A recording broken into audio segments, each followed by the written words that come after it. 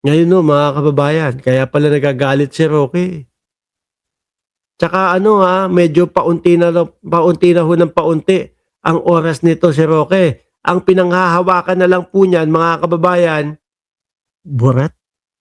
Anong burat? Anong pinanghahawakan burat? Uy, yung mga kino-comment niyo talaga diyan, ibig ko sabihin pinanghahawakan na lang ni Roque, yung nalalabi niyang panahon na hindi dinidesisyonan yung kanyang asylum. Kayo kung ano-ano yung mga pinagsasasabi niyo, pinanghahawakan burat.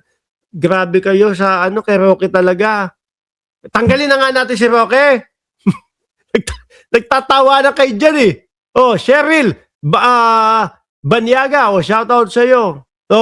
Ngayon mga bossing, dumako pumunta tayo doon sa main topic natin. Wala hong iba kundi si Attorney Claire Castro. Itong si Ma'am Maritel T, pag talagang ang pinag-uusapan, yun, talagang grabe makahalakhak.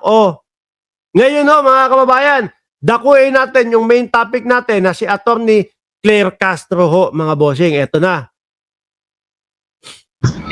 Isang supporter. Diba? Aha. Ay, may pinost. May pinost, mga kaklir. Aha. Sa kanyang Facebook account. Okay. At nagmura. Wait. Nagmura. Teka lang. Wait lang. No? Ito yung na-vlog natin, mga boss chipamo, sir. Tanggalin ko si Attorney Claire para mas malinaw. At alam nung iba, mga kababayan, kung ano yung sinasabi natin dito. No? Para hindi naman question mark sa iba kung ano yung tinatalakay natin dito. Yun po kasing Luminous by Trixie Angeles and Ahmed. No? Paglinawan, mga kababayan, na ang sinasabi, yung Ahmed daw ang nag-post nito kasi meron sinulat AGP. Alisin ko muna. Ito yung binabanggit ni Attorney Claire Castro, mga bossing. Sabi kasi dito sa post na ito, nakakatawa si Claire Castro sa Chucky series niya.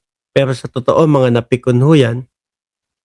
Sa totoo, mga napikon nyo yan. Salamat, Ronnie De Guzman, sa iyong pag-share. Share naman tayo. At syempre, like na din mga boss chipamo, sir. Aba, biruin mo 725 tayong viewers, tapos ang like natin 255. Totoo, ilan yung sa inyo, DDS? 500 Ilan?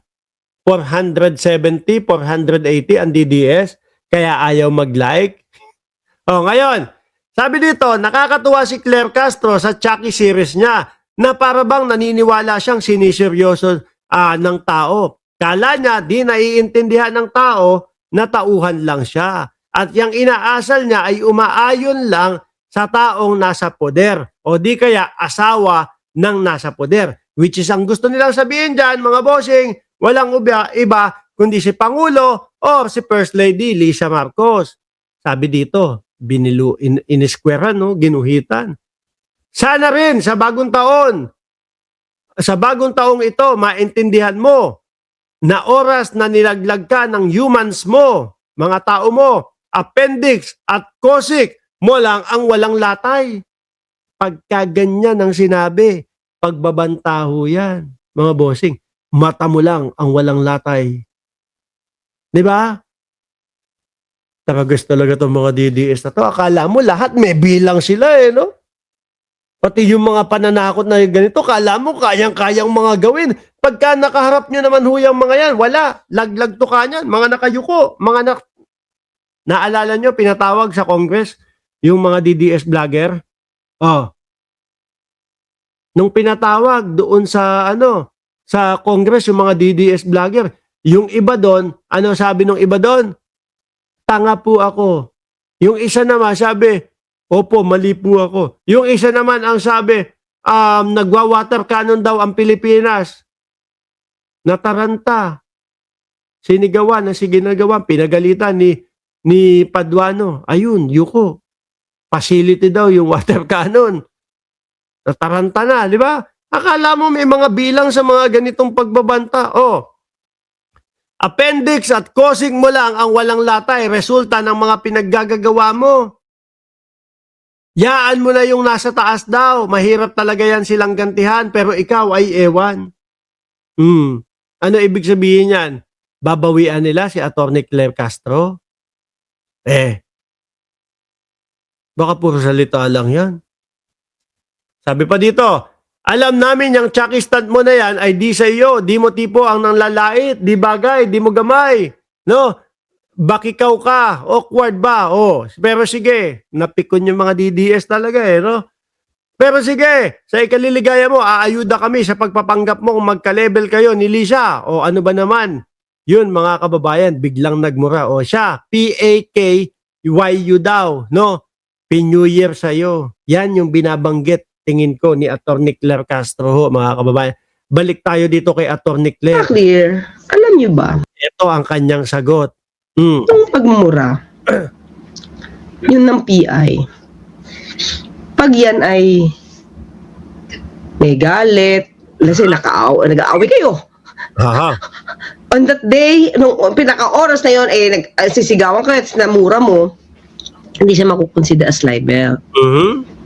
Ganun pala, no? Kapag kayo nag-aaway, tapos nagmurahan kayo, hindi makukonsider as libel yon. Bugso ng damdamin. No? Pero pag nagmura ka, kasi pagka, okay.